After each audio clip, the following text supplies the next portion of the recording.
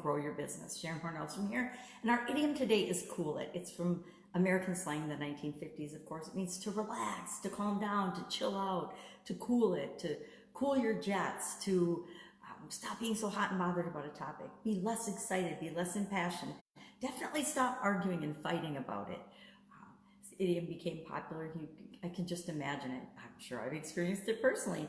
Two friends are fighting and arguing about something that usually doesn't matter, and you wanted to stop arguing. So in an irritated voice, you would just say, cool it, meaning stop it, stop what you're doing. Guarantee I've used that one a lot on my children over the years, because guess what? Siblings tend to bicker and argue. They find things to have conflict about.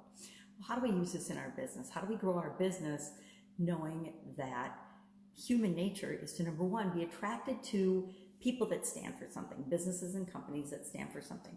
I think of different brands that I like and I'm attracted to, and I'm more attracted to businesses that I know stand for or support causes that I think are worthwhile as well. So I think, for example, in the outdoor world, Patagonia is a brand that I like. I love their products, and I also love that they stand for supporting things outside of just running their business and making a profit.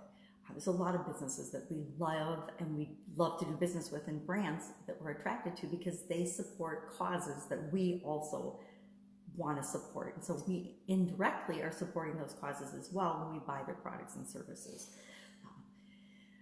So different brands have different reputations, and different businesses attract different customers based on not only what they do and how they solve problems for customers, but how and what they stand for.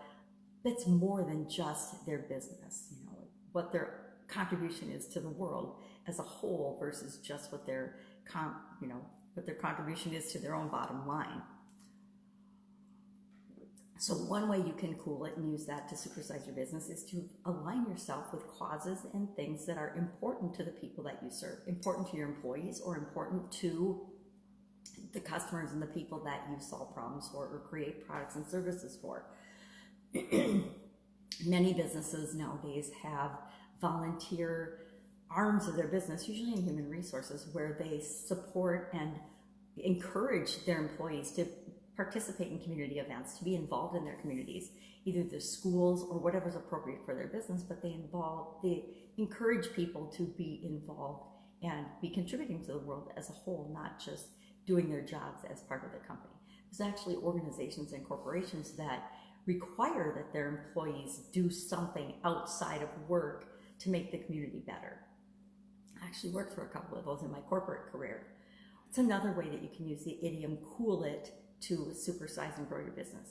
Well, I don't know about your companies, but sometimes people in my companies would have internal conflicts or personality conflicts. In corporate America, I experienced this a lot, where there was interdepartmental strife or disagreement over how things should be done and what orders they should be done, and competition for limited resources, aka budgets, who got more money to do the things that they wanted and needed to do to support the overall organization.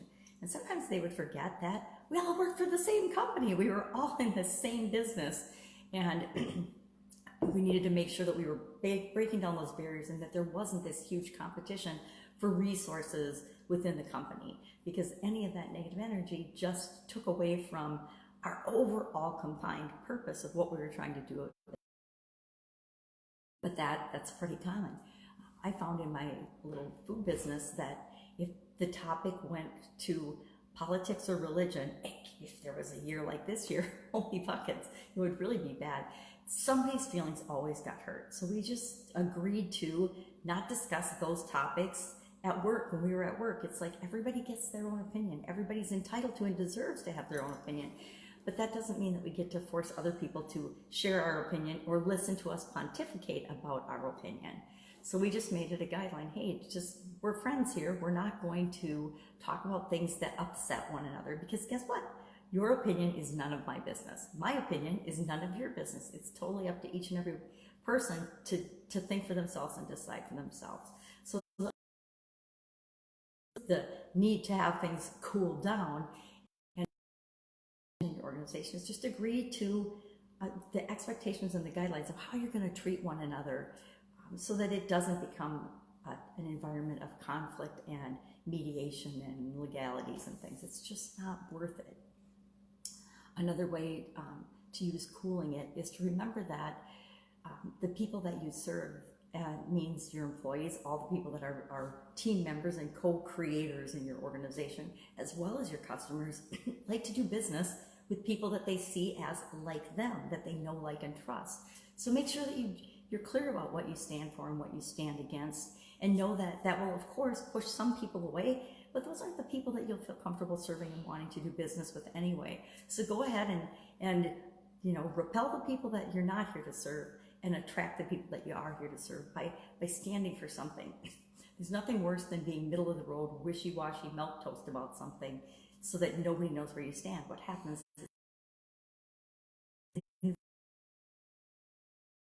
right?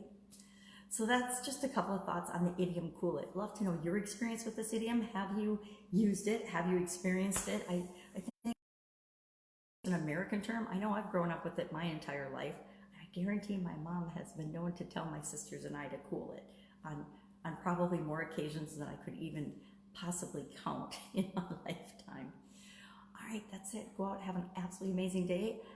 I will be with you tomorrow with another interesting idiom. What does it mean? Where does it come from? And how might you use it in your business today?